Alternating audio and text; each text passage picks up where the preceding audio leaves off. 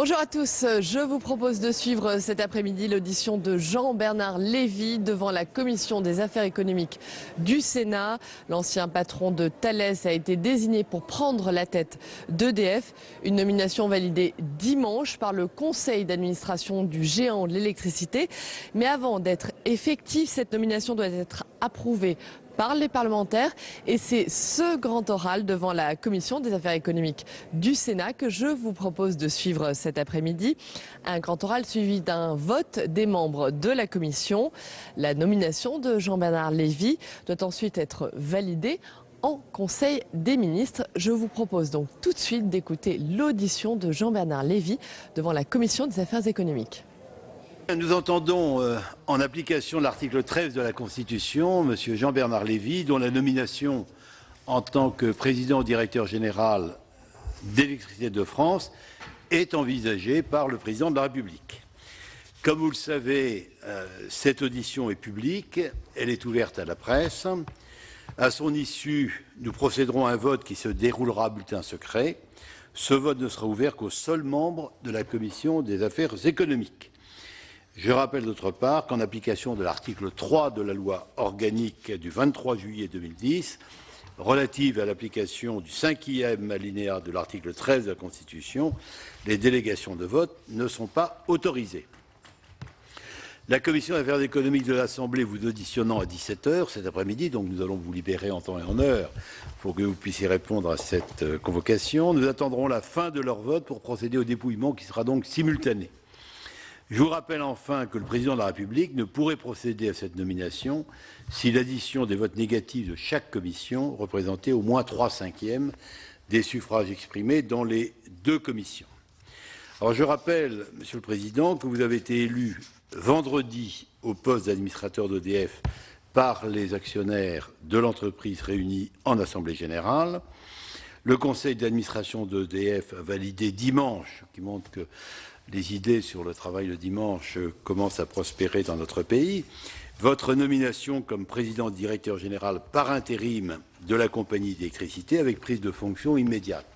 Alors, je rappelle à ce sujet qu'il y a eu petit malentendu par rapport aux informations qui étaient diffusées dans la presse, qui laissaient à entendre que M. Lévy était déjà installé comme président d'EDF. En réalité, il l'était par intérim, comme seul mandataire social, jusqu'au moment où il serait nommé. Et ça ne peut être que par le Conseil des ministres qui a mis ce point à l'ordre du jour de sa réunion de demain. Et donc, sous réserve du vote des deux commissions au Sénat et à l'Assemblée nationale, votre nomination sera formalisée par un décret présidentiel pris après validation du Conseil des ministres. Il m'appartient, parce que vous n'aurez évidemment pas la possibilité de le faire par discrétion, de dire quels sont vos titres. Je rappellerai donc très brièvement votre parcours professionnel qui vous a mis d'abord à l'école polytechnique et ensuite à l'École nationale supérieure des télécommunications, devenue Télécom Paris Tech. Vous alternez une carrière dans l'entreprise, notamment vous avez été à France Télécom, Matra Espace, Matra Communication, la société cotée en bourse Odo et depuis décembre 2012, vous êtes le PDG de Thales. Vous êtes également passé, et c'est là où il y a une alternance, par des cabinets ministériels, conseiller technique, directeur de cabinet, de ministres en charge à la fois des postes télécommunications, mais d'une façon plus générale, de l'industrie. Cela vous donnera l'occasion, je pense, de nous dire en quoi ces allers-retours entre le monde de l'entreprise et la sphère publique ont pu enrichir votre réflexion sur le rôle de l'État en matière économique et plus spécifiquement s'agissant des secteurs économiques stratégiques. Ce que vous nous direz de votre parcours devra nous conforter dans l'idée que vous êtes le candidat idéal pour occuper le poste de président directeur général d'EDF. Vous nous rappellerez, je pense que ce sera utile pour nos collègues, les chiffres clés de l'entreprise et du groupe EDF, ses atouts aujourd'hui, mais également ses faiblesses. Et puis, nous attendons aussi que vous nous présentiez votre stratégie de développement pour cette grande entreprise, que ce soit en France ou bien sûr à l'international. Alors, à l'issue de votre propos liminaire, nous sommes convenus que vous présentiez, je vous pose déjà des questions, il est normal que vous y répondiez dans le temps qui sera choisi par vous. Et je donnerai ensuite la parole aux membres de la commission. Je demanderai d'ailleurs aux uns et aux autres de se manifester rapidement pour qu'on puisse organiser un tour de table qui puisse éclairer l'ensemble des membres de la commission. Monsieur Lévy, je vous donne la parole. Monsieur le Président Lenoir, merci, Mesdames et Messieurs les sénateurs. Je suis d'abord très heureux de me présenter devant vous comme candidat proposé pour la présidence d'Électricité de France, EDF, et de pouvoir partager avec vous mes premières réflexions et ma vision des enjeux d'EDF pour les années à venir. Au préalable, je voudrais vous dire que je suis fier et très honoré d'être pressenti pour prendre la tête de cette belle entreprise. EDF est une entreprise de service public exceptionnelle qui contribue très largement au bien-être de nos concitoyens, qui contribue à la compétitivité de la France et qui contribue au rayonnement de notre pays à l'étranger. EDF est un des symboles de l'excellence française reconnue dans le monde entier. Je mesure le poids des responsabilités qui sont envisagées à la tête d'une entreprise de 160 000 personnes, d'un chiffre d'affaires de près de 75 milliards d'euros. Je voudrais rappeler que les 160 000 collaborateurs d'EDF mettent chaque jour leurs compétences et leur dévouement au service de nos clients. Nous avons près de 40 millions de clients. Alors, Monsieur le Président, vous avez brièvement rappelé mon parcours. Je me sens un ingénieur et je me sens un industriel. Je crois que cela fait du sens pour une entreprise comme EDF. Après ma formation, j'ai en effet passé plus de 10 ans dans le secteur public, mais j'ai aussi la fibre de l'entreprise, puisque ces 20 dernières années, j'ai rejoint ou dirigé 3 grands groupes, tous français, 3 grands groupes engagés dans la bataille de la compétition internationale. Matra, Vivendi, Thales. Cela me donne une expérience de dirigeant d'entreprise, après ma formation d'ingénieur, qui est familier du secteur public comme des grands enjeux internationaux, et c'est avec cette double expérience que je me présente devant vous aujourd'hui. Parlons d'EDF.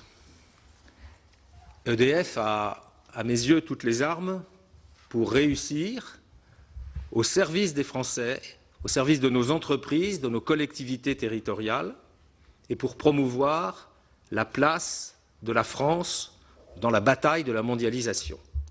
Si vous l'acceptez, je porterai pour EDF une grande ambition, à la mesure du parcours d'excellence de l'entreprise, à la mesure de la qualité de ses équipes, à la mesure des formidables enjeux auxquels EDF est confronté au XXIe siècle. D'abord, EDF est une grande entreprise française de service public. La première mission d'EDF, c'est de fournir à tous les Français, et en permanence, une énergie à un prix qui respecte le pouvoir d'achat des ménages et qui contribue à la compétitivité des entreprises. La notion même de droit à l'électricité montre combien cette mission de service public, qui est fixée par l'État à EDF, participe de notre contrat social.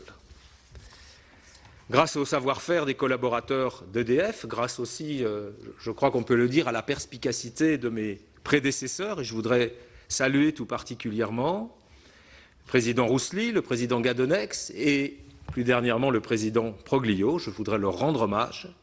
Je crois que grâce aux collaborateurs et à la sagesse des décisions prises, EDF permet aujourd'hui à ses clients français de bénéficier d'une énergie très largement décarbonée et d'une énergie à un prix très modéré en comparaison des prix européens. D'après Eurostat, les ménages français payent leur électricité 35% de moins que nos voisins européens. Et lorsque l'on se compare à l'Allemagne, les ménages français payent 2 fois moins cher qu'en Allemagne. La qualité de service qui est fournie par EDF est remarquable, y compris dans les moments critiques. Je crois que le sens de l'intérêt général des équipes d'EDF montre qu'elles servent leurs clients au mieux, et chacun a en mémoire l'exceptionnelle mobilisation des électriciens lors de la tempête de 1999. Je crois que cela a marqué les esprits durablement. Je le disais, l'électricité produite par EDF est très peu émettrice de CO2, elle est respectueuse de l'environnement. Cela permet aussi à notre pays d'être en pointe dans la lutte contre le réchauffement climatique, qui est l'un des grands enjeux de la communauté des nations. Le savoir-faire d'EDF est unique au monde, par l'expérience accumulée en matière de sûreté, en particulier en matière de sûreté nucléaire, sujet sur lequel il n'est pas question de transiger. Et dans un environnement incertain, où les événements géopolitiques peuvent remettre en cause l'accès d'un pays aux sources d'énergie, EDF offre à l'État et à nos concitoyens la sécurité d'approvisionnement en électricité. EDF est donc le fruit d'une vision stratégique et d'une excellence technique qui sont bien françaises. Notre système énergétique est de tout premier ordre. Il entraîne avec lui une filière industrielle qui excelle dans de nombreux domaines et en particulier dans le nucléaire. Le volume des investissements d'EDF est d'environ 9 milliards d'euros chaque année et la référence EDF est essentielle à cette filière d'entreprise qui comprend de grands groupes comme Areva et Alstom, mais qui comprend aussi plus de 30 000 PME. Ces 30 000 PME représentent le tiers des achats du groupe EDF.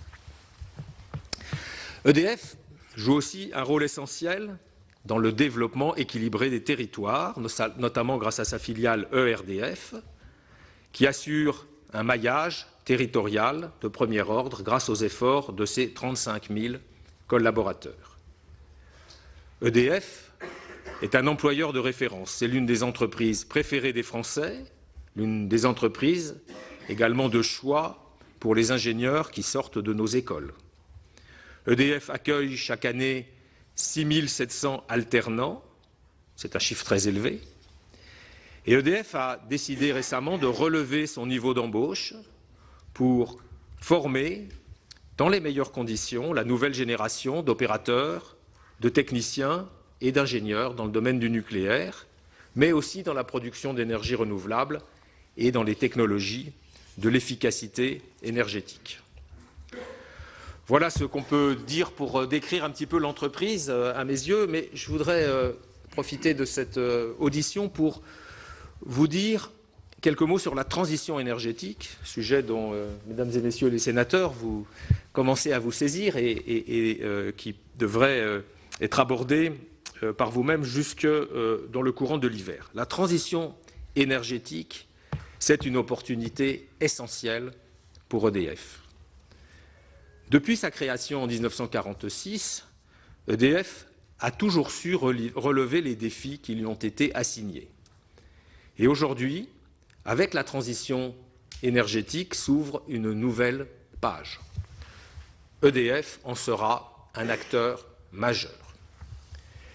La transition énergétique, tout comme la transition numérique qui impacte directement nos activités et nos métiers, eh bien, la transition énergétique est une opportunité enthousiasmante pour innover, pour développer de nouveaux savoir-faire, de nouveaux produits, de nouveaux services. Et je suis sûr qu'EDF saura remplir cette mission comme les précédentes. En quelques mots, dans le cadre de la transition énergétique, mon projet serait d'abord qu'EDF puisse être un acteur important des nouveaux services énergétiques. Le marché des services énergétiques est un marché en croissance. On estime la croissance moyenne annuelle en Europe entre 5 et 10%.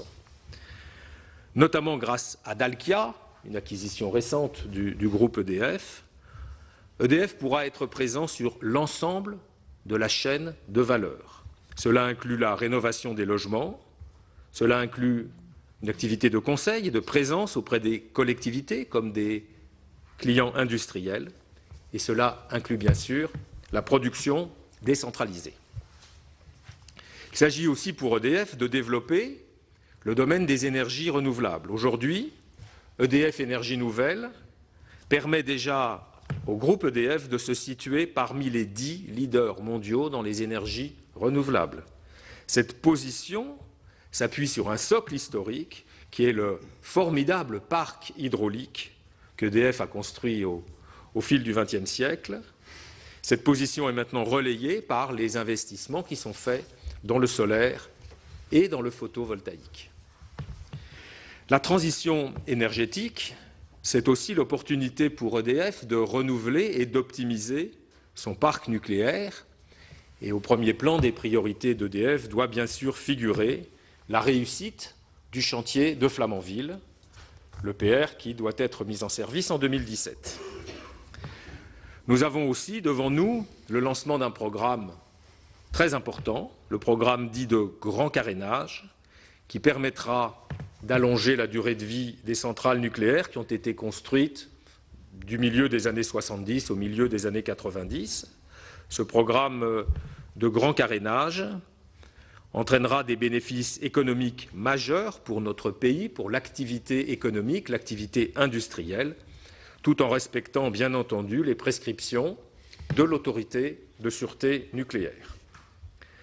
La transition énergétique répond aussi à une contrainte environnementale et à des aspirations sociétales. EDF se doit donc d'être au rendez-vous de la transition énergétique.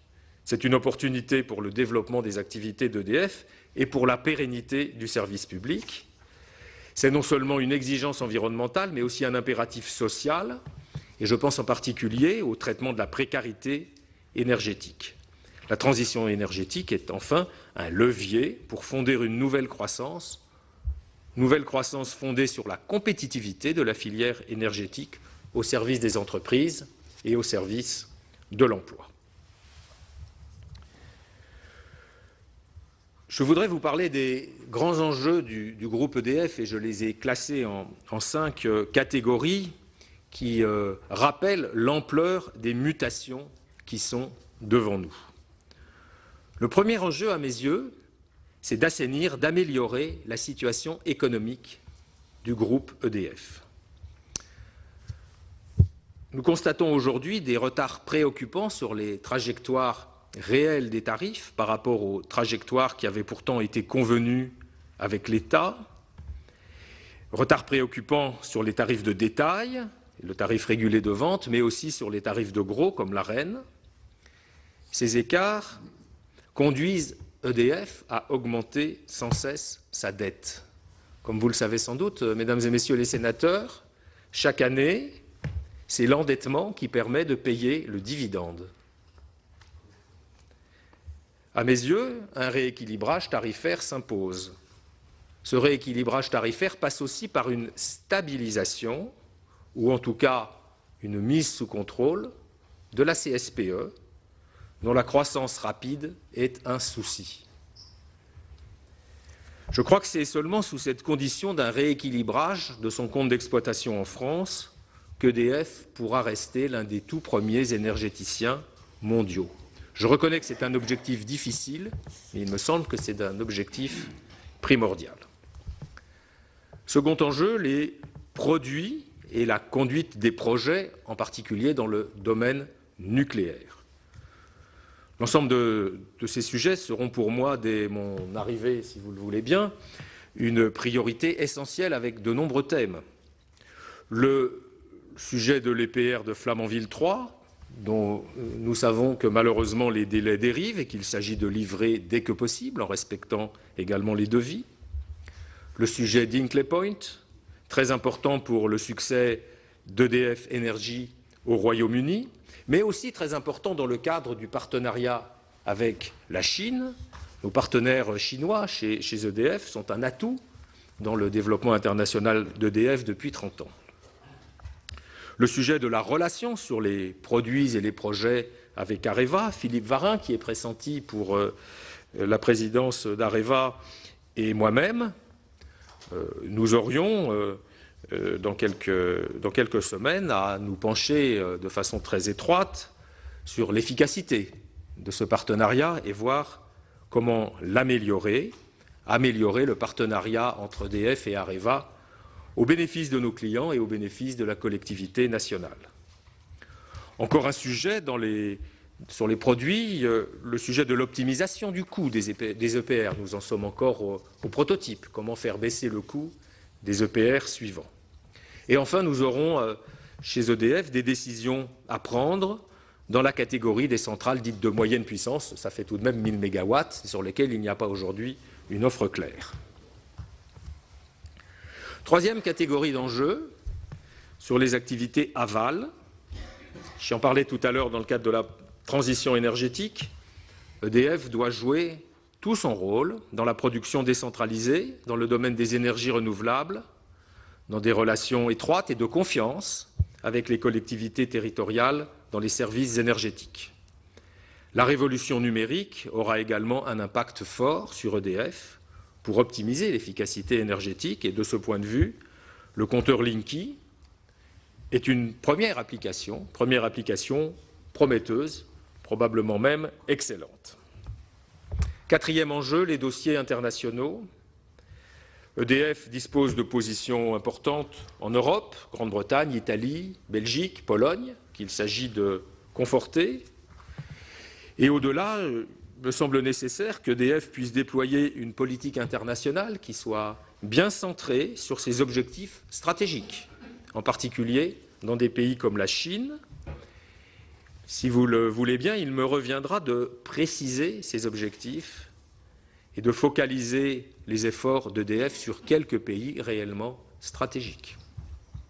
Enfin, cinquième enjeu, qui n'est pas le moindre, la gestion des déchets à longue durée de vie.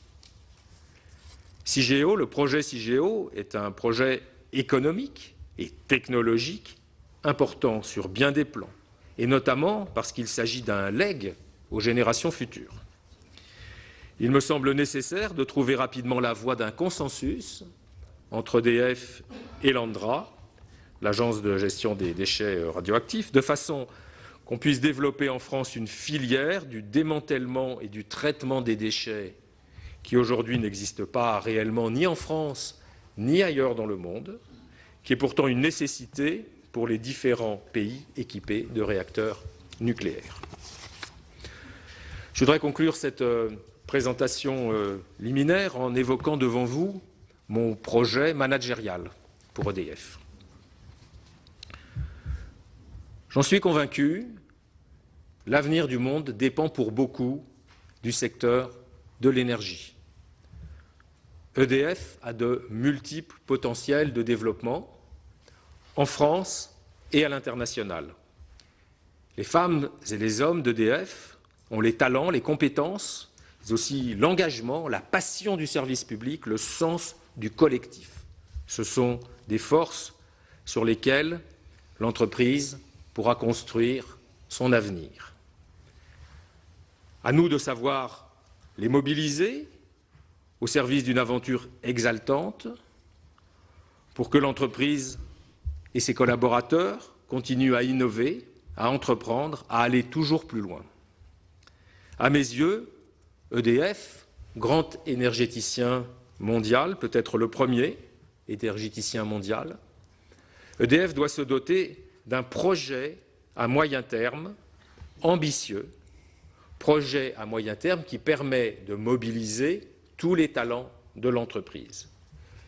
EDF doit tenir compte d'un nouvel environnement exigeant, mais stimulant, marqué par la loi de transition énergétique, mais aussi le paquet européen climat-énergie et les perspectives des résultats de la conférence de Paris en fin d'année 2015, COP21. Pour rassembler EDF autour d'une stratégie partagée, je compte engager un projet de transformation. Ce projet impliquera un effort de transparence, un effort de prospective, notamment à travers les programmations pluriannuelles de l'énergie, telles qu'elles sont prévues aujourd'hui dans le cadre de la loi de transition énergétique. Dans ce projet partagé, le dialogue social aura toute sa place afin de mobiliser les énergies dans le groupe. Je voudrais aussi vous dire que si vous acceptez ma candidature, je veillerai à la transparence. Cette transparence est due aux actionnaires, en particulier à l'État. Elle est également due à la représentation nationale. Et si vous voulez bien m'inviter, je serai heureux de me rendre régulièrement devant vous. Pour conclure, je voudrais dire que EDF est le fruit d'une aventure collective qui a été engagée il y a maintenant plus de 60 ans. Les femmes et les hommes qui ont fait le succès d'EDF, qui ont fait l'histoire plus ancienne, mais aussi l'histoire contemporaine d'EDF, ils sont fiers, à juste titre, des succès du service public. Les technologies, les savoir-faire développés en France grâce à EDF nous sont enviés dans le monde entier. Ils justifient l'attachement extraordinaire des collaborateurs à leur entreprise. Il me reviendra, si vous l'approuvez, de relever avec eux tous ces nouveaux défis. Je vous remercie de votre attention et je suis maintenant avec un grand plaisir prêt à répondre à vos questions. Merci, Monsieur le Président, pour cette présentation. J'ai d'ores et déjà plusieurs intervenants qui se sont inscrits et je donne tout de suite la parole à Ladislas Poniatowski. Merci, Monsieur le Président. Oui, sans être trop long, je voudrais juste vous poser quatre questions. La première, EDF est une entreprise endettée, très endettée. Et pourtant, EDF va devoir faire face à des investissements importants, que ce soit, je parle du domaine nucléaire, que ce soit tous les travaux que vous allez devoir réaliser d'investissement pour ce que j'appelle le post-Fukushima, mais en même temps d'autres travaux très importants pour la prolongation de durée de vie des centrales. Au fur et à mesure que l'autorité de sûreté nucléaire va vous autoriser à prolonger la durée de vie de vos centrales, vous aurez, on sait bien, quelque part entre 300 et 600 millions d'investissements à faire par réacteur. Vous avez besoin d'argent. Dans le texte de loi sur la... Ma question c'est, quel est votre point de vue sur une éventuelle ouverture, non pas du capital de EDF, mais l'ouverture d'un éventuel capital par centrale? Dans le texte de loi sur la transition énergétique, on a trouvé une solution pour l'hydraulique, afin de ne pas brader notre hydraulique et que l'étranger puisse mettre la main sur nos centrales hydrauliques. On a inventé des SEM, dans lequel il pourrait y avoir un partage d'investissement public-privé, ce qui vous permettra peut-être, à vous EDF, de garder un grand nombre de vos centrales hydrauliques en ouvrant quand même une partie de la propriété de ces centrales à d'autres collectivités locales ou tiers. Est-ce que pour les centrales nucléaires, ça ne serait pas possible? J'ai toujours défendu ce point de vue-là. Il y a déjà 5 centrales françaises qui n'appartiennent pas que à EDF, dont une partie de la propriété est à d'autres, jusqu'à 25% pour l'une d'entre elles, qui appartiennent à des Belges, qui appartiennent à des Suisses, donc à des sociétés étrangères. Est-ce que ce ne serait pas une manière de résoudre ce problème d'investissement? Deuxième question. Votre filiale ERDF, elle gagne bien sa vie. Elle gagne bien sa vie et pourtant les réseaux français de distribution sont anciens et ont besoin d'investissement. Et le problème de ERDF, c'est que pendant 4 ans, il y a un effort qui a été fait pour investir fortement sur tout le réseau ERDF, globalement basse tension, sur l'ensemble du territoire. Or, EDF a repris depuis 2 ans ses mauvaises habitudes qu'elle a pratiquées pendant 10 ans, c'est-à-dire, en tant qu'actionnaire unique, vous prélevez beaucoup des résultats des RDF. Je pense que c'est une erreur. Le réseau n'est pas en bon état. C'est pas qu'il est en bon état, c'est qu'il est vieux. Il faut progressivement le remplacer. Il faut repartir dans une phase d'investissement. J'aimerais avoir votre point de vue là-dessus. Troisième question, Monsieur le Président. Vous avez fait allusion à l'EPR. Bon, malheureusement, a été annoncé il y a 10 jours le retard encore du démarrage de l'EPR de Flamanville à 2017. En termes d'image de marque de la France, acteur important du nucléaire et vendeur de centrales à l'étranger, c'est pas bon. Je vous ai entendu. Vous avez dit qu'il fallait, je dirais, faire des économies en termes de coûts. C'est le prototype pour les autres à venir. Il faut faire des économies, il faut faire des recherches. J'aurais aimé en savoir un tout petit peu plus. Et dernière question, Monsieur le Président. Vous avez parlé de la CSPE. Je vous ai bien entendu, mais malheureusement, ce n'est pas vous qui décidez. vous avez dit, et c'est vrai, c'est une charge que vous supportez financièrement parlant. La solution, on la connaît, c'est de vous autoriser à augmenter les prix de l'électricité afin que vous puissiez vous payer sur ce qui vous est dû. C'est vous qui faites la trésorerie de l'État français actuellement. Malheureusement, la loi sur la transition énergétique est déjà passée devant l'Assemblée nationale, ça vient chez nous. Nos collègues députés ont fait preuve de beaucoup d'imagination et très souvent, la solution pour payer des idées et des projets nouveaux, par qui ou par quoi fait-on payer ces idées nouvelles? Eh bien, on charge le baudet CSPE. Donc, on n'est pas sorti de l'auberge. Mais, Monsieur le Président, je voulais simplement votre avis là-dessus, mais ce n'est pas vous qui pouvez décider, ce sont la CRE et le gouvernement. Merci. Merci, mon cher collègue. Merci pour la concision. Contribution au service public de l'électricité. C'est une ligne qui apparaît sur toute facture d'électricité payée par un consommateur. Et c'est sur cette ligne-là que pèse un certain nombre de charges, alors, dont le renouvelable, la péréquation tarifaire, la continuité territoriale, les départements et territoires d'outre-mer, le tarif social et également, c'est la contribution, aux charges du médiateur national de l'énergie. C'est mineur, j'en conviens, mais la liste est exhaustive. Alors la parole est à Yannick Vaugrenard et ensuite je donnerai la parole à Daniel Dubois. Merci Monsieur le Président. Pardonnez-moi d'abord pour mon retard au début de la réunion, mais le Congrès des maires nous impose certaines obligations et il est difficile d'avoir le don d'ubiquité. Quelques éléments de satisfaction et d'autres plutôt de préoccupation ou d'inquiétude. Élément de satisfaction d'abord parce qu'incontestablement EDF est une très grande entreprise nationale et même d'envergure internationale, vous l'avez souligné.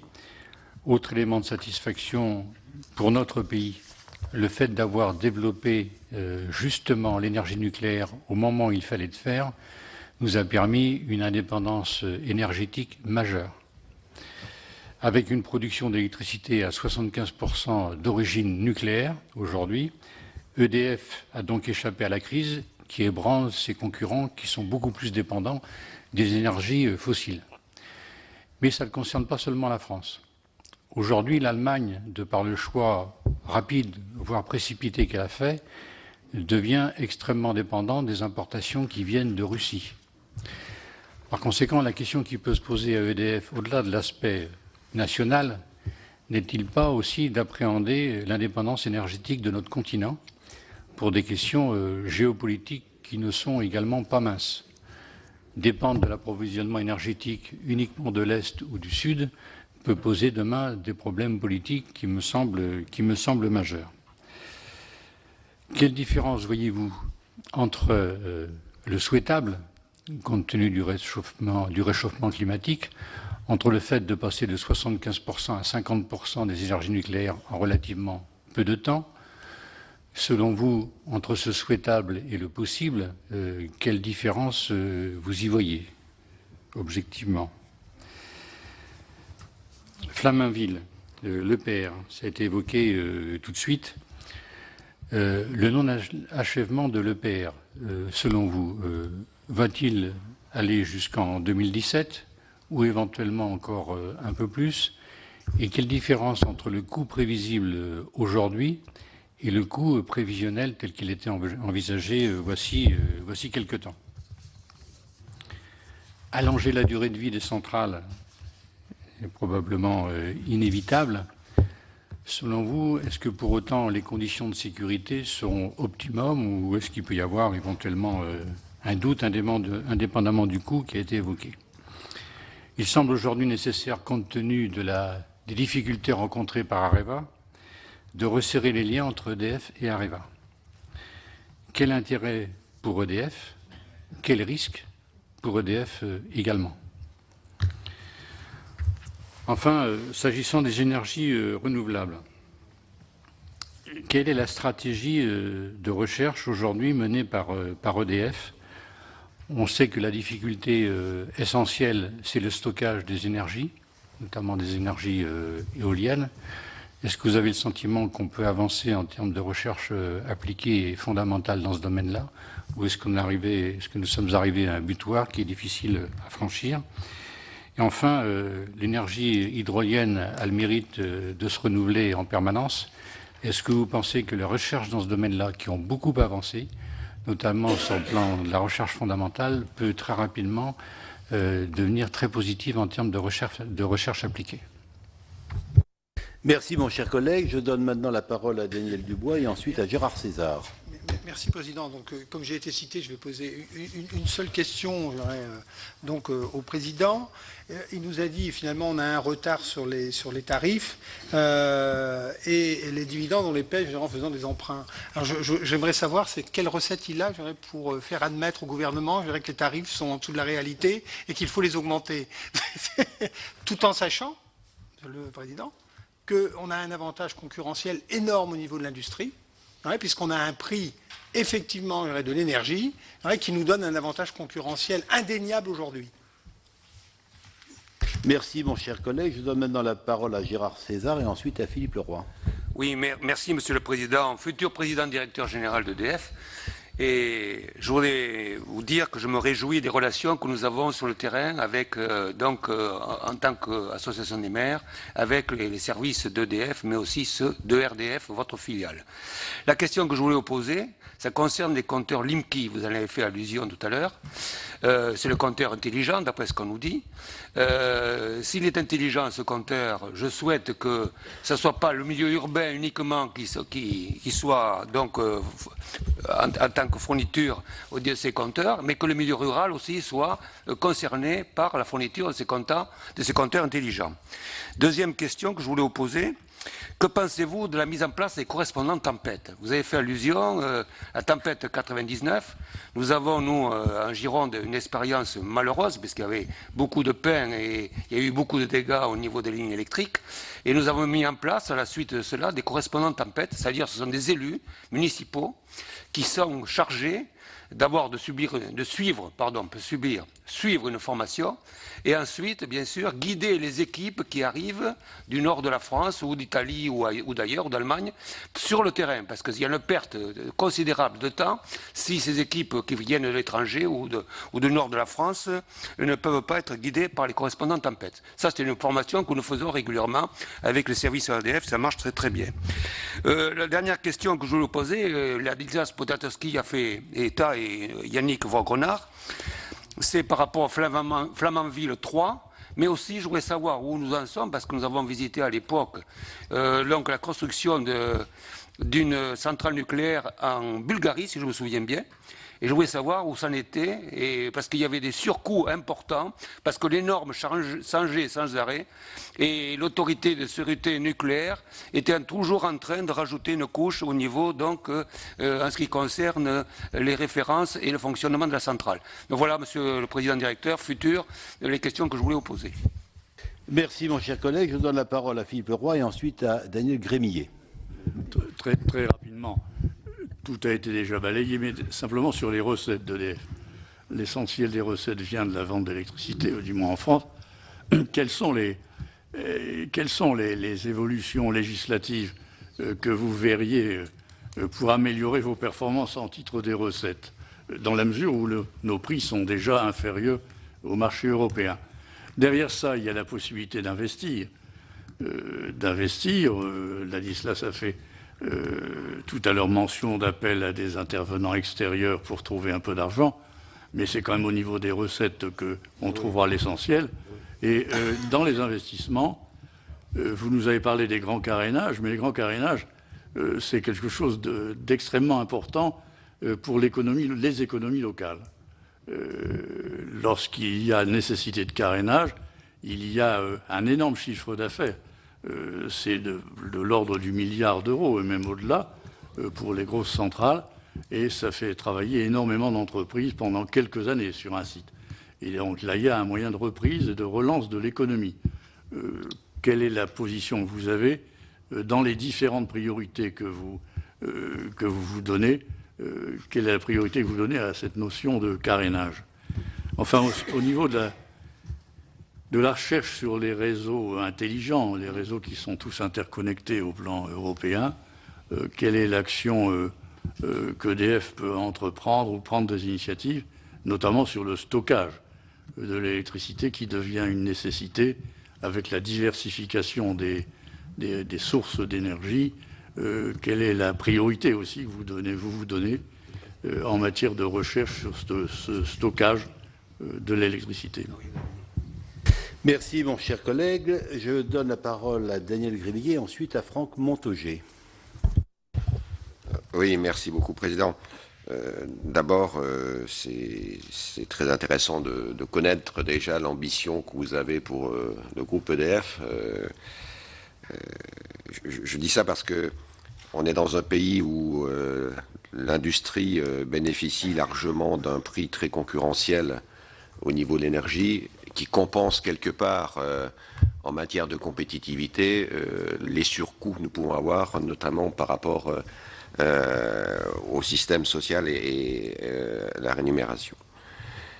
Donc ma question sur cet aspect, comment effectivement faire qu'on garde cet avantage concurrentiel industriel, sachant qu'on a besoin de reconquérir la partie industrielle productive dans notre pays, donc où l'énergie aura une place stratégique d'une manière compétitive par rapport à cette précarité vis-à-vis des ménages, qu'il ne faut pas non plus négliger, sur la précarité énergétique des ménages, sur cette capacité et ses contradictions. Une autre question, c'est la séparation EDF-RDF. Est-ce qu'on n'arrive pas dans la même situation que la SNCF et RFF sur des stratégies communes partagées en termes d'efficacité? C'est-à-dire qu'on voit bien les limites, étant élu dans une région, on voit bien les limites des discussions qu'on peut avoir entre RDF et entre la SNCF et RFF, et quelque part sur les lignes, ça m'intéresse beaucoup de connaître votre point de vue là. Et puis dernier point, comment dans cette ambition que vous avez, imaginez faire partager les grands investissements nécessaires à EDF pour le futur? Aujourd'hui, on est dans une acceptation de plus en plus difficile, y compris des énergies renouvelables dans notre société. On veut faire des parcs éoliens, c'est compliqué. On veut faire des retenues d'eau, c'est très compliqué. On veut aller plus loin dans le nucléaire, c'est aussi très compliqué. Donc, comment, et pourtant c'est stratégique, comment être plus efficace entre les idées qu'on peut avoir, la compétitivité nécessaire et l'acceptation par rapport aux citoyens?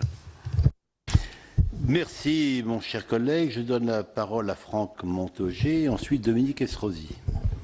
Merci, Monsieur le Président. Merci, Monsieur Lévy, pour votre exposé. Je voudrais revenir sur le projet managérial que vous avez évoqué.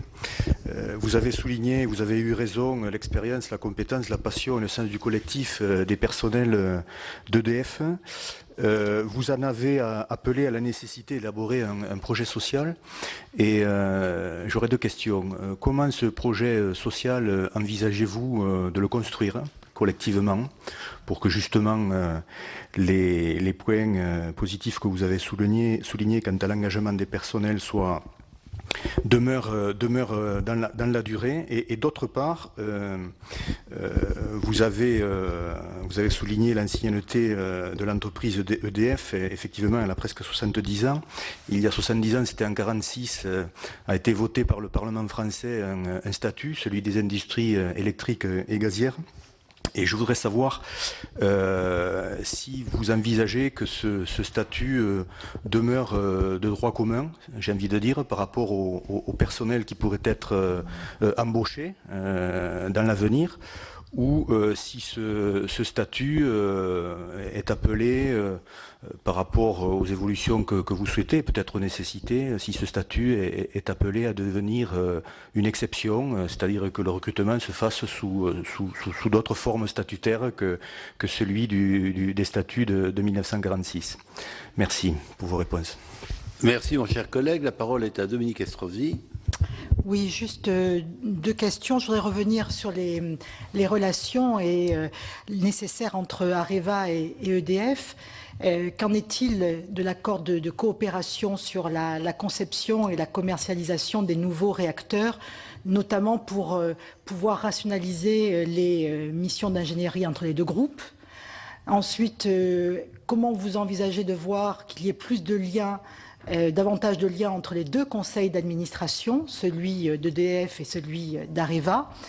Et puis une autre question qui est beaucoup plus générale et qui est comment arriver à concilier la création d'un marché européen de l'énergie avec une volonté affichée de développement durable. Merci, ma chère collègue. Je m'ajoute à la liste des intervenants pour poser quelques questions qui ont déjà été effleurées d'ailleurs par un certain nombre de mes collègues. Alors tout d'abord, par rapport à l'objectif qui figure dans le projet de loi sur la transition énergétique, c'est 50% de nucléaire d'ici à 2025. Question claire et nette, est-ce que vous pensez que c'est réalisable? Deuxièmement, on n'a pas parlé de Fessenheim. Il y a encore 1 an et quelques mois, un ministre en charge de l'écologie, mais il n'est plus en charge de ce département ministériel, affirmait « Je fermerai Fessenheim avant 2016, avant fin 2016 ». Bon. Il était dit à l'époque que l'entreprise EDF avait engagé une procédure pour se conformer à la volonté de l'actionnaire.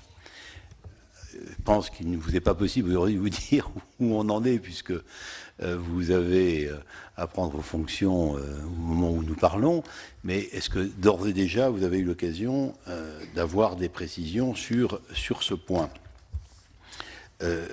Ensuite, une question qui a été à plusieurs reprises évoquée, la question du prix et la question du coût. Est-ce que vous êtes en mesure d'ores et déjà d'avoir une idée sur ce que coûte l'électricité, notamment d'origine nucléaire? Il y a eu plusieurs commissions d'enquête, une première au Sénat, une ensuite à l'Assemblée nationale, pour essayer d'approcher ce que peut coûter l'électricité sortie d'une centrale nucléaire. La question n'est pas neutre, puisque dans la loi NOM, vous avez la fameuse ARENH, qui est donc le tarif nucléaire vendu aux concurrents d'EDF, aujourd'hui 42 €. Est-ce que vous avez le sentiment, qui était celui de votre prédécesseur Henri Proglio, qui estimait que c'était bradé, que ça ne correspondait pas du tout à une réalité, que c'était beaucoup plus cher, et du reste, un certain nombre de parties prenantes, dans le monde politique en tout cas, estimaient que le mégawatt nucléaire était plutôt près de 56 €, 60 €, mais on a aussi une autre référence, c'est le contrat avec la Grande-Bretagne, où on est à plus de 100 €. Alors c'est important pour une raison simple, c'est que les directives européennes nous obligent à ce que le prix couvre les coûts. Et donc, à partir du moment où on commence à approcher un chiffre qui correspondent à une réalité, il y a une conséquence qui est évidemment pas la vôtre, qui est celle de la CRE, la Commission de régulation de l'énergie, qui est d'avoir des tarifs, je parle évidemment des tarifs, qui soient à la hauteur des coûts. Quand je disais tout à l'heure, les prix doivent couvrir les coûts, je me reprends, c'est les tarifs régulés, fixés par l'administration, qui doivent couvrir les coûts. Donc, c'est une question importante qui ne dépend pas que du groupe EDF, ni de son président, mais sur lequel vous serez amené à vous prononcer. Alors, concernant le compteur Linky, Monsieur le Président, je vous invite évidemment à de grandes précautions oratoires, car vous avez dans cette salle les 2 parlementaires qui ont été les auteurs d'un rapport, Ladislas Poniatowski est votre serviteur. À l'époque, j'étais député, et donc Ladislas était le sénateur co-auteur de ce rapport, donnant d'ailleurs le feu vert à l'époque, c'était en 2011, donnant le feu vert au gouvernement pour ce qui concerne le déploiement qui a été depuis décidé par l'actuel gouvernement du compteur Linky. Mais ça nous paraît un outil essentiel si on veut, je dirais, réguler l'offre, la demande, en attendant qu'on puisse vraiment stocker l'électricité, ce qui un jour se fera, qui pour l'instant apparaît difficile. Enfin, dernière question, est-ce que vous avez le sentiment que l'État peut être amené dans un avenir relativement proche à faire les poches d'EDF et à vendre des actions pour tout simplement augmenter ses recettes, ou en tout cas les optimiser? Bien, on peut poser les questions qu'on veut, et en fait, celui qui est appelé à répondre répond à celle qu'il veut retenir. Monsieur le Président, nous vous écoutons. Bien, mesdames et messieurs les sénateurs, merci de vos très nombreuses questions qui montrent combien vous maîtrisez ces sujets que je découvre depuis peu de temps et sur lesquels je vais vous donner les réponses que je suis en mesure de vous donner à ce stade, puisque je n'ai pas pris mes fonctions, que ma science est récente et que j'aurai certainement à revenir devant vous pour aborder de façon plus précise. Est-ce que vous me permettez justement d'apporter une précision importante? C'est que nous vous écoutons, j'aurais dû le dire dès l'entrée de la réunion, nous vous écoutons en tant que candidat au poste de président, mais nous vous écouterons à nouveau si vous êtes finalement nommé, après le Conseil des ministres de demain, nous vous écouterons à nouveau, alors sans doute en janvier, dans le cadre des travaux que nous menons sur la loi de transition énergétique. Très bien, merci beaucoup. Et en effet, prenons le principe de ce rendez-vous qui me permettra, je l'espère, d'être plus au fait de certains des sujets. Mais je voudrais quand même vous donner des réponses aussi précises que possible sur les sujets multiples que vous avez abordés, peut-être en essayant de les regrouper. Je crois que quand je parlais des enjeux et je parlais de l'ensemble des équilibres économiques, un très grand nombre de vos interventions, à commencer par celle du monsieur Poniatowski et bien d'autres après lui, tournent autour de la faisabilité pour EDF, dans l'équation économique qui est la sienne, des missions qui lui sont confiées. Sont-elles faisables dans les conditions économiques actuelles, sachant qu'il y a bien sûr de la part de tout gouvernement, je crois qu'on peut le dire, des réticences à augmenter les tarifs, même si les calculs en montrent la nécessité. À certains moments, eh bien, on inscrit des provisions au bilan, ou bien on retarde un certain nombre de décisions. Et est-ce que tout cela ne met pas EDF dans une situation délicate? Et j'ai envie de vous répondre oui, c'est bien mon analyse à ce stade. La situation pour EDF est difficile s'il n'y a pas des augmentations de tarifs qui permettent d'engager les investissements qui sont nécessaires. Nous aurons à faire des choix. Vous avez souligné les choix qui sont à faire pour la rénovation des réseaux de distribution chez ERDF et vous avez les uns et les autres souligné le renouvellement du parc de centrales à travers ce qu'on appelle le grand carénage qui, je crois, fait l'objet d'un consensus. Je crois que les gens sont d'accord pour dire que la meilleure solution pour le parc nucléaire actuel, et je réponds là aussi à l'une des interrogations que vous aviez, la meilleure solution est bien dans le respect des prescriptions de l'autorité de sûreté et en accroissant dans le cadre des dispositions dites post-Fukushima le niveau de sûreté qui est en vigueur sur le parc actuel pour l'amener à un niveau proche, similaire ou comparable à ce qu'on trouvera dans les EPR. Le problème se pose bien, donc de faire ce grand carénage qui est certainement sur le plan économique, que ce soit au niveau des prix d'EDF ou au niveau de l'activité économique sur le territoire, puisque ces investissements sont très élevés et qu'une bonne partie est centralisée auprès des fournisseurs industriels, mais une grande partie aussi est faite localement dans les centres de production. Tout ceci nous conduit-il, oui ou non, à une faisabilité dans cet équilibre économique? Eh bien, je dirais, la loi de transition énergétique va nous permettre de dégager des trajectoires en matière de programmation. La loi de transition énergétique peut être couplée avec la transparence que je voudrais renforcer dans la capacité d'EDF à montrer ses différents scénarios, ses différentes alternatives en matière d'investissement. Je crois que ceci devrait faciliter la nécessaire, je dirais même l'indispensable remontée du niveau des tarifs. On a parlé aussi, beaucoup d'entre vous, des avantages compétitifs d'EDF, notamment vis-à-vis des industries. Je voudrais rappeler que lorsque je citais les comparaisons tarifaires avec l'Allemagne, la différence est très forte entre ce que payent les ménages allemands et ce que payent les ménages français. Les ménages allemands payent beaucoup plus que les ménages français. Par contre, les industriels allemands payent, de ce que je comprends, à peu près la même chose que les industriels français. Et donc le transfert qui se fait de facto entre les différentes catégories d'utilisateurs montre bien où s'est logé, où a été décidée la priorité en matière de compétitivité, comment les grilles tarifaires, en réalité, chez notre grand voisin, favorisent la compétitivité de l'industrie et l'activité économique, alors qu'en France, finalement, un partage différent a été fait. L'électricité, globalement, est moins chère, mais ce sont les ménages qui en profitent davantage. Donc je pense qu'à un moment donné,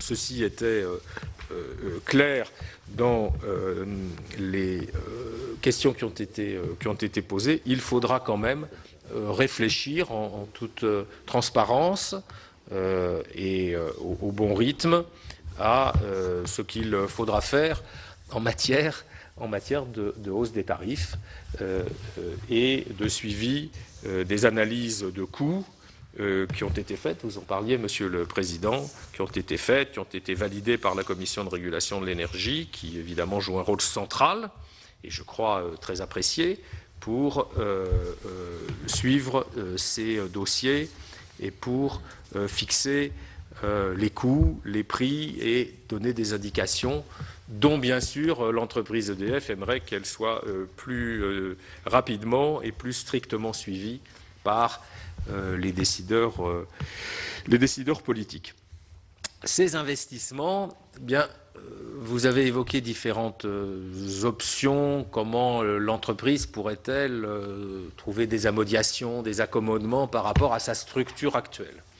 Et en effet, le sénateur Poniatowski le disait, le président Lenoir le disait aussi, n'y a-t-il pas des moyens financiers qui permettraient de compenser cette équation économique difficile dans laquelle est EDF? Pour ma part, il me semble qu'autant il a été logique à un certain moment que des partenaires étrangers, des électriciens étrangers viennent partager des investissements, quelques centrales, notamment à la frontière nord-est du pays, mais pas seulement. C'était le cas historiquement aussi de moyens de production dans la vallée du Rhône.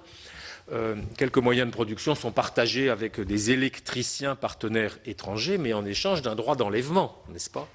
Et dans la mesure où EDF a besoin de cette capacité, ce n'est pas cette solution qui va permettre de maintenir les capacités d'EDF en trouvant un financement alternatif. Et pour ma part, je puis vous dire que je ne serai pas favorable à ce que des intérêts financiers qui vont chercher à optimiser le profit sur une partie bien spécifique du parc, peut-être la partie qu'on nous envie le plus en matière de compétitivité, qui est notre parc nucléaire, je ne serai pas favorable à ce que des intérêts financiers viennent se substituer au financement exclusif par EDF, qui me paraît le plus apte, sous le contrôle des pouvoirs publics, sous le contrôle de l'État, de la représentation nationale, de l'ensemble des parties prenantes, le plus apte à faire les meilleurs arbitrages collectifs entre les différentes formes d'énergie.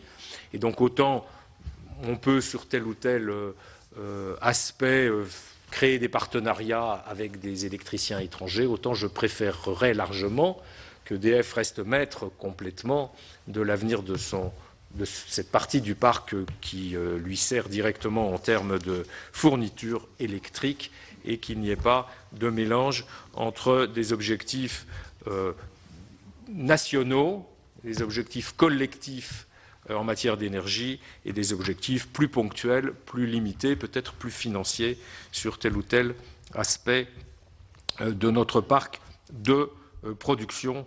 Et je pense ainsi répondre à un certain nombre des sujets qui ont été abordés.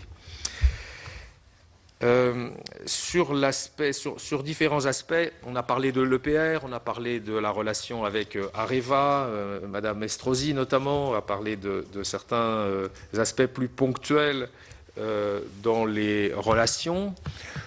Je souhaite sincèrement que la période qui, je l'espère, va démarrer soit une période de coopération sincère entre Areva et EDF.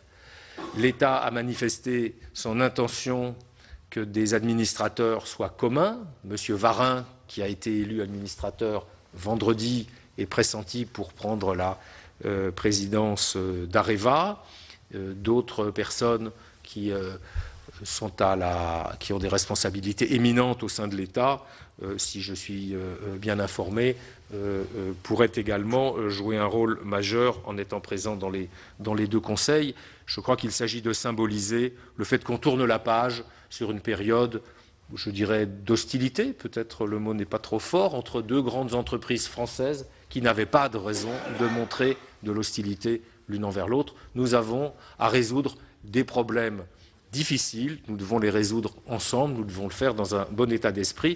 En tout cas, c'est ce que je voudrais faire en tant que président d'EDF, si les choses se déroulent comme je le souhaite. Donc, je voudrais vraiment rassurer sur ce plan-là. Je comprends, mais je rappelle que je ne suis pas encore très au fait de tous les sujets dans l'entreprise, que des travaux préliminaires ont été faits ces derniers mois qui permettent de bien expliquer, de bien étaler, de bien mettre sur la table les sujets qui peuvent créer des difficultés à la fois sur le plan de l'ingénierie, qui fait quoi pour définir, construire, contrôler les produits, et en matière de commercialisation. Et je voudrais mettre à profit les quelques mois qui suivent avec Areva pour aller plus loin et, si possible, résoudre de façon définitive cette relation en structurant sur le plan de la coopération technique et de la coopération commerciale, en structurant, en établissant les choses de façon claire et chacun sachant ce qu'il a à faire sans arrière-pensée. Donc ce point me paraît extrêmement important.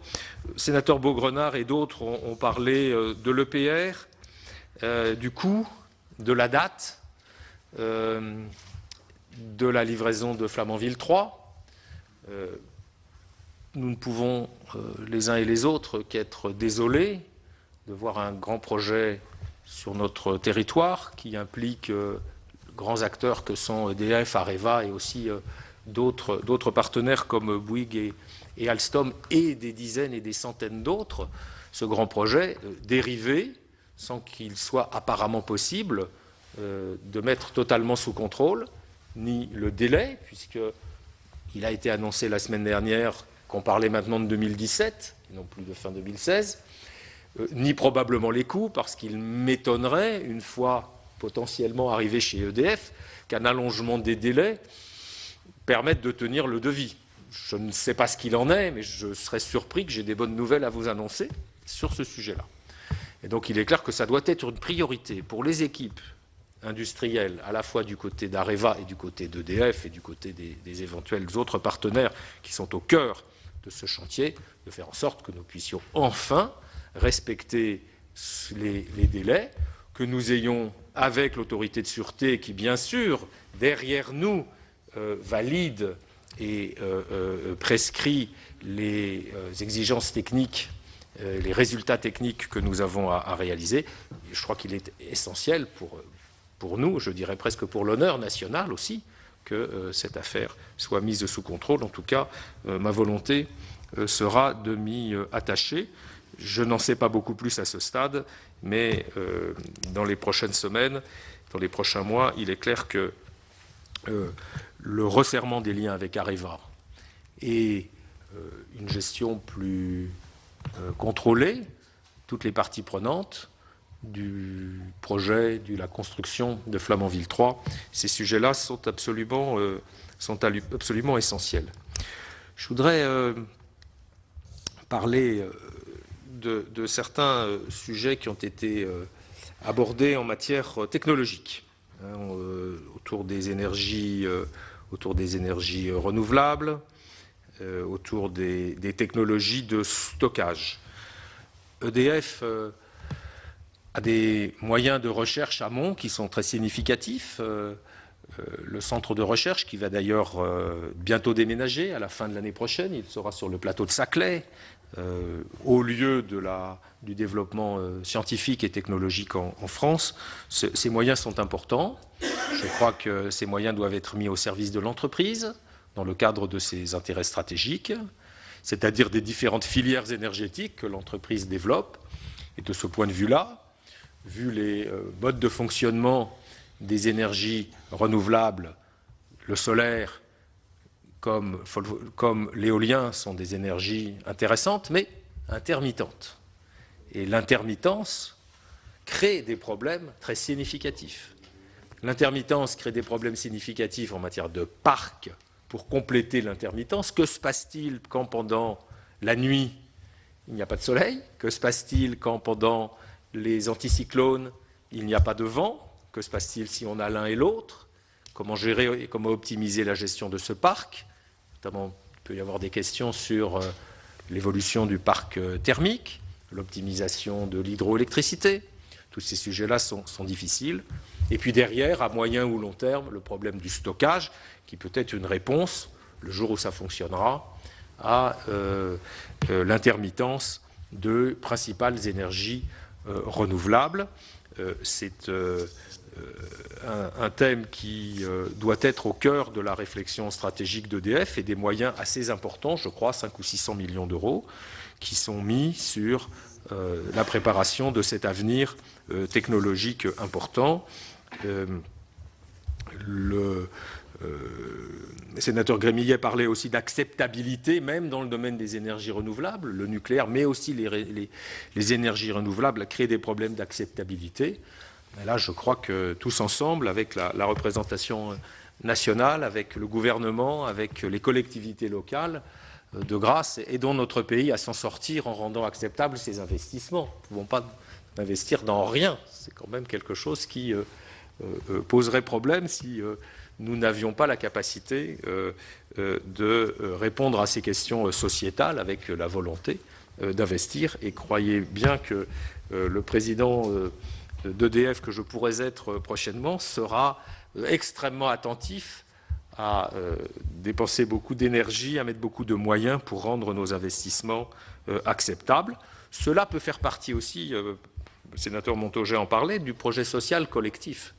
Le projet social, c'est le corps social et l'acceptabilité à l'intérieur du corps social des différentes dispositions qui sont prises, mais c'est aussi le retour par le corps social d'EDF vers la société, vers les impacts sociétaux des décisions qui sont prises et faire en sorte que EDF, qui est très présent dans les territoires, qui est très présent dans le monde associatif, puisse jouer un rôle majeur dans le débat, pas simplement dans le débat des colloques à Paris, mais aussi dans le débat local, qui est important pour construire, comme vous le disiez, notre projet collectif.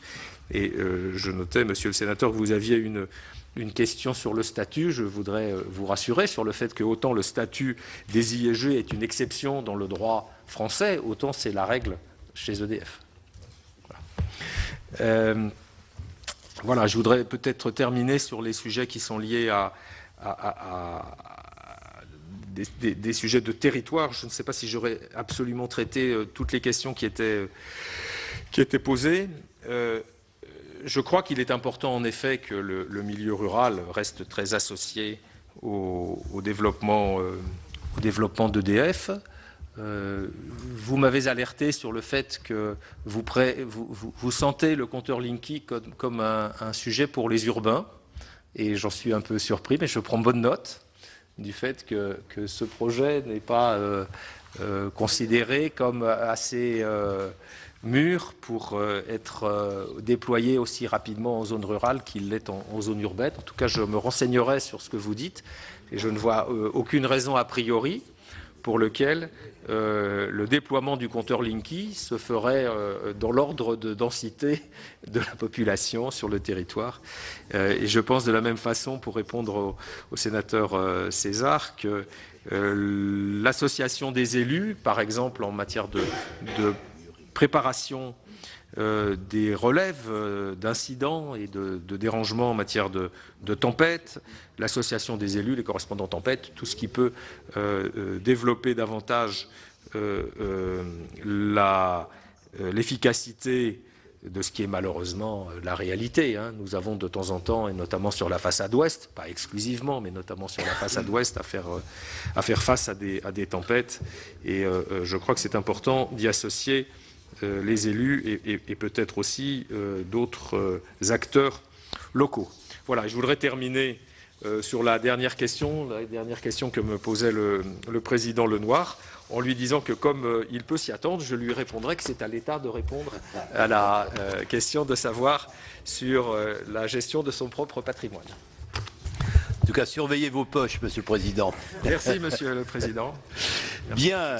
Écoutez, je vous remercie pour cet échange qui a été extrêmement intéressant. Je remercie chaque sénateur qui est intervenu et sénatrice, bien sûr, pour la concision de l'intervention, ce qui a permis d'entendre dans un temps tout à fait supportable par rapport à d'autres engagements toutes les personnes qui souhaitaient intervenir. Encore une fois, un grand merci.